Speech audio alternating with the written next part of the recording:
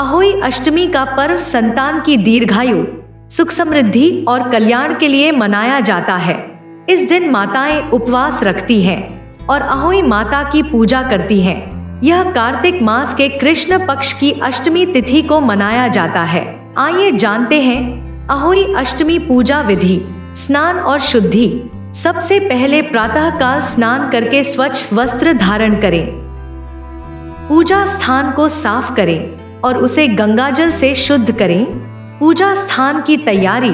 घर के उत्तर पूर्व दिशा में या पूजा स्थान पर दीवार पर अहोई माता की चित्र या प्रतिमा स्थापित करें। अगर चित्र न हो तो चावल या गेहूं के आटे से अहोई माता की आकृति दीवार पर बनाएं। माता के साथ साथ 7 बेटों की भी आकृति बनाई जाती है। पूजन सामग्री। रोली, चावल, जल, दूध, चंदन, पुष्प, धूप, दीप, कपूर, सिंदूर, एक मिट्टी का घड़ा, कलश जल से भरकर रखें। स्वच्छ कपड़े में हल्दी और सिंदूर लगाकर मौली, कलावा रखें। फल, मिठाई, पूरी, खीर और अन्य प्रसाद के रूप में अर्पित करने के लिए रखें। कलश स्थापना। पूजा स्थान पर जल से भरे कलश की स्थापना करें। कलश के ऊपर नारियल रखें और मौली बांधें। अहोई माता की पूजा। अहोई माता की छवि या मूर्ति के सामने दीपक जलाएं। धूप दीप से माता को प्रणाम करें। हाथ में जल, चावल और फूल लेकर अहोई माता का आह्वान करें। माता को सिंदूर, चावल और फूल अर्पित करें। इसके बाद मिठाई, पूरी और खीर का भोग अर्पित करें। संतान की लंबी उम्र, सुख समृद्धि और स्वास्थ्य के लिए प्रार्थना करें। कथा का पाठ। अहोई अष्टमी की कथा का पाठ करें या सुनें। यह कथा संतान की रक्षा और उनके भविष्य को उज्जवल बनाने के उद्देश्य से सुनी जाती है। अर्घ्य देना। पूजा के बाद शाम को तारों के दर्शन करें और उन्हें जल अर्पित करें। तारों को अर्घ्य देते समय संतान की दीर्घायु और सुख की कामना करें। व्रत का समापन। तारा दर्शन के बाद व्रत का पारण करें। अपने परिवार के साथ भोजन ग्रहण करें और प्रसाद वितरित करें। इस विधि से अहोई अष्टमी का व्रत करने से अहोई माता का आशीर्वाद मिलता है और संतान की उन्नति, समृद्धि और स्वास्थ्य की प्राप्ति होती है। अहोई अष्टमी की यह कथा, जिसमें साहूकार की 7 बहुएं और ननद का उल्लेख है, इस कथा को विस्तार से सुनाया और माना जाता है, खासकर उन माताओं द्वारा जो अपनी संतानों की लंबी आयु और सुरक्षा के लिए अहोई माता का व्रत करती हैं। अहोई अष्टमी की कथा। साहूकार, 7 बहुएं और सुरही गाय। प्राचीन समय में एक साहूकार था जिसके 7 बेटे और 7 बहुएं थीं। साहूकार का परिवार समृद्ध था और सभी एक साथ मिलजुल कर रहते थे। साहूकार की एक इकलौती ननद यानी साहूकार की बेटी भी थी जो अविवाहित थी।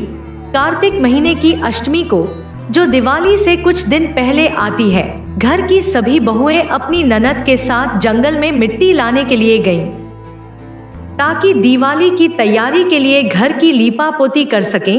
जब वे सभी बहुएं और ननद जंगल में मिट्टी खोद रही थी, तो वहां एक स्याहू सांप की मान थी।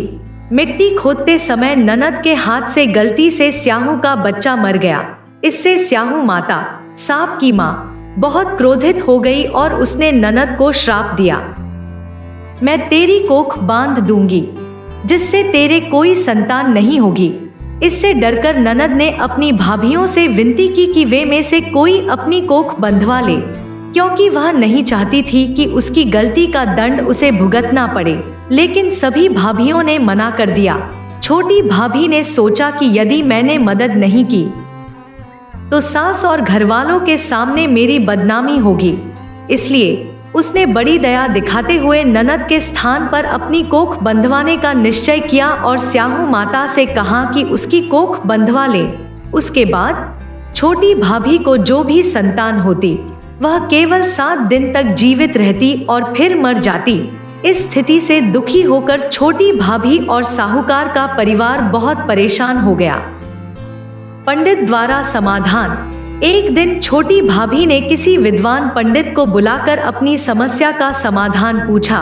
पंडित ने कहा, तुमने स्याहू माता का श्राप लिया है, इसलिए तुम्हारी संतान 7वें दिन मर जाती है। लेकिन अगर तुम सुरही गाय, एक विशेष रूप से पूजनीय गाय की सेवा और पूजा करती हो तो तुम्हारी यह समस्या दूर हो सकती है। सुरही गाय की सेवा। पंडित की सलाह पर छोटी भाभी ने सुरही गाय की सेवा करना शुरू किया। वह प्रतिदिन गाय की देखभाल करती, उसे चारा खिलाती और उसकी पूजा करती।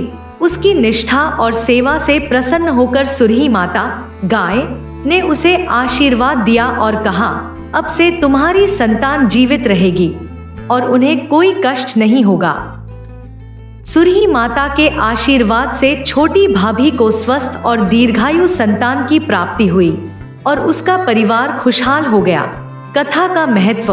अहोई अष्टमी की इस कथा से यह शिक्षा मिलती है कि दूसरों की मदद करना और अपने कर्तव्यों का पालन करना बहुत पुण्य का कार्य होता है।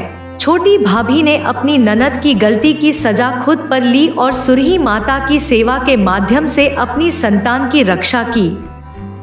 यह व्रत माताओं द्वारा अपनी संतानों की लंबी आयु और सुख समृद्धि के लिए किया जाता है। अहोई अष्टमी का यह व्रत खास तौर से माताओं के लिए महत्वपूर्ण है और इस दिन माता अहोई और सुरही माता की पूजा करने से संतान की रक्षा और समृद्धि सुनिश्चित होती है।